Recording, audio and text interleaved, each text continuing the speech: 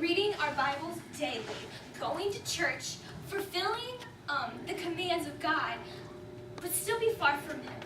Often we think how close we are with God is only determined by how we treat Him. But what if that's wrong?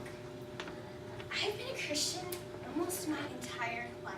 I've gone to church, I've read the Bible, I know the commands, but something in my relationship with God was off, and I didn't know what it was.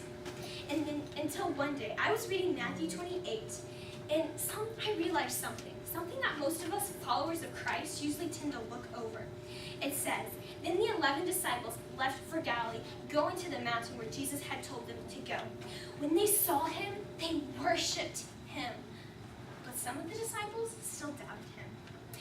Jesus told His disciples, 'I have been given all of the authority in heaven and in earth. Therefore, go out and make disciples.'" If our purpose is to go out and make disciples, we must go. We have to go. If we're not obeying Jesus by going and making disciples, are we actually following Christ? But how do we go? And how do we get there? And where are we going? Well, in Matthew 25, Jesus says, "For I was hungry and you fed me. For I was thirsty and you gave me something to drink. For I was a stranger and you invited me into your home. For I was naked and you clothed me. For I was sick and you cared for me. For I was a prisoner and you visited me."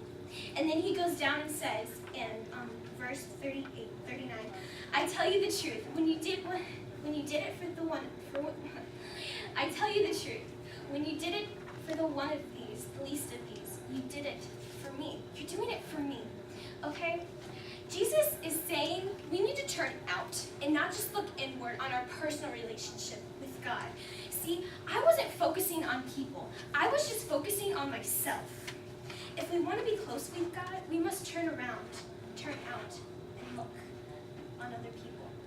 Now, going back to Matthew 28, Jesus commands His disciples, teach these new disciples all the commands that I have given you. Now, there's a key word in that. It's teach. We must teach others. So after we have turned out and we've actually noticed the other people, we have to teach them.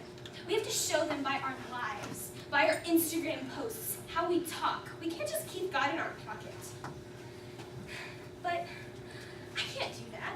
Look at me. I'm in middle school. I can't do that kind of stuff, you know? I'm too scared. I can't even drive. Well, have you ever thought of that? Have you thought that I'm too little or I'm too weak? Well, Jesus leaves His disciples with this after He tells them these commands. Be sure of this. Be sure.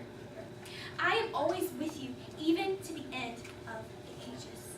See, Jesus, He wanted His disciples to know that even if He's not here physically, He will always be here with you spiritually. Now, what would our world look like if we actually did this? If we actually went out and made disciples? See, what would our schools look like if we actually invited our bullies to church? Could you see their faces like, what the heck did they just say to me? What would it be like if we didn't just sit with our cliques at lunch and we sat next to the people that didn't have any friends?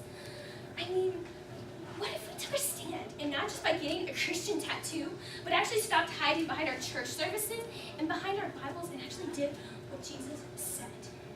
Think about it. Jesus commands us to go. But if we're not turning outward to other people, and if we're not teaching the lost, and we're not trusting that God will be with us, are we actually fulfilling our purpose as followers of Christ?